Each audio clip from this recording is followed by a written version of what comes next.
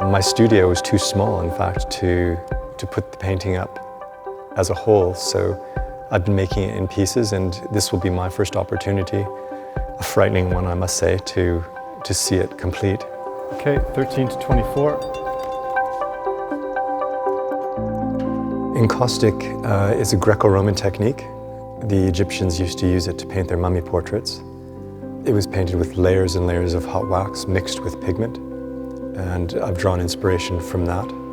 Over the last 35 years, I've been experimenting with it, trying to break precedent, because I didn't really have a particular direction, and there's very little understanding of how it really works. And it's led me down a road that I thought would only be for a year or two, and now it's, half of a life later. The nails are so much part of it, I just have to put them all in.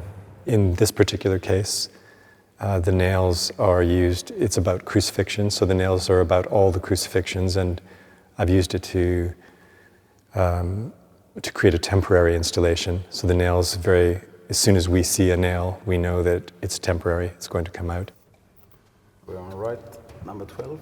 I have an assistant, a fantastic assistant helping me, but I have to put all of the nails in because it's part of the whole ritual of putting it up and taking it down. And I always put a new hole in the piece of work because part of it is I don't want it to be a precious thing, it's part of a thought.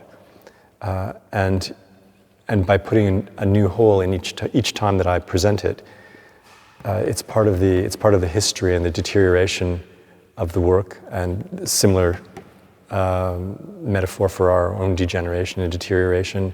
It has a life and it changes, and it changes, shifts color. The patina will change over time.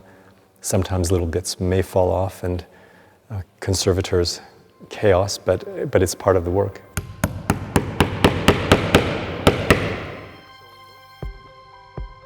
The body is inspired by the study drawings of Michelangelo for the risen Christ, or the crucifixion. The wings, those are very much about Icarus, the phoenix, about the more hopeful and buoyant. And they come from a German aviator or an inventor called Otto Lilienthal, who was the precursor to the Wright brothers. He performed his tests in Anklam, up in the north of Germany.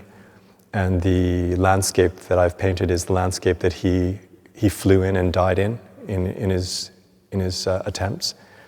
So I wanted to have something that referred to both the crucifixion and the risen Christ and our desire to transcend our earthly constraints, all the things that we're not supposed to fly, and all of these great, the hubris of mankind, really. And I want to speak about it in a positive way.